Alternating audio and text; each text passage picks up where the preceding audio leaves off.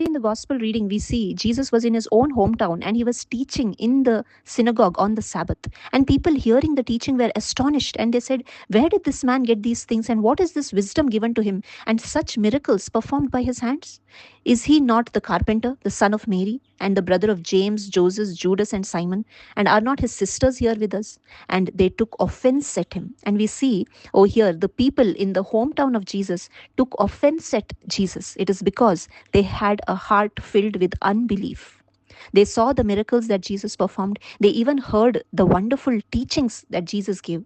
But in spite of all this, they could not recognize the presence of God. They could not receive the Lord Jesus Christ in their life. It is because their hearts were filled with unbelief. They took offense at Jesus. And today, my dear friends, many of us also are in the same condition like these people. Many a times we hear the word of God and we fail to be obedient. It is because we have a heart of unbelief.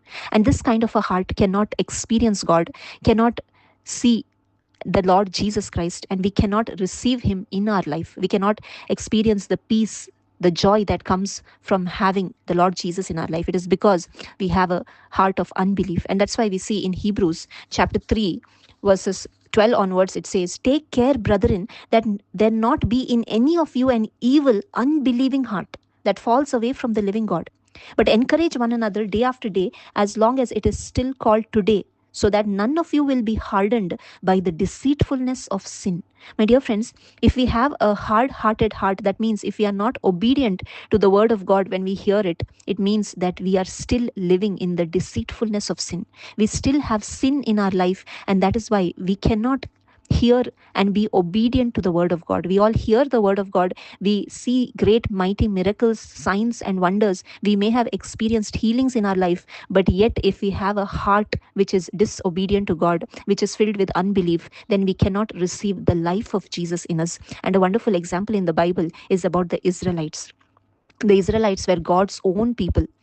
We see that God had done great, mighty miracles in their life. He divided the Red Sea for them so that they could walk through dry lands in the midst of the Red Sea.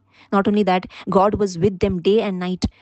Throughout the day, He led them with a pillar of cloud, and throughout the night, He led them with a pillar of fire. And we see God satisfied all their needs. He gave them manna from heaven, He gave them water from the rock, He provided everything for them. But yet, we see the Israelites provoked God. They had an unbelieving heart. They were disobedient to the Lord. And therefore, we see that they could not enter into the promised land, the land filled with milk and honey. It is because of a heart of unbelief. And today, my dear friends, we also cannot receive the life of Jesus if we have this unbelieving heart, if we have a heart filled with sin, if we are disobedient to the word of God. And that's why all those who still cannot experience God in their life need to repent of their sins. Today, my dear friends, let us not have this hard-hearted heart. The Bible says, "Today, if you hear his voice, do not harden your hearts."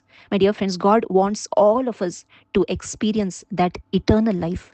We need to have rest in Jesus alone. We cannot receive peace and rest in the things of this world, but God has provided a way so that we may all experience peace, satisfaction, and rest, and that is in Christ, a life in Christ. And this life we can experience if we hear his voice, if we repent of our sins, and be obedient to the word of God. Thank you. God bless you.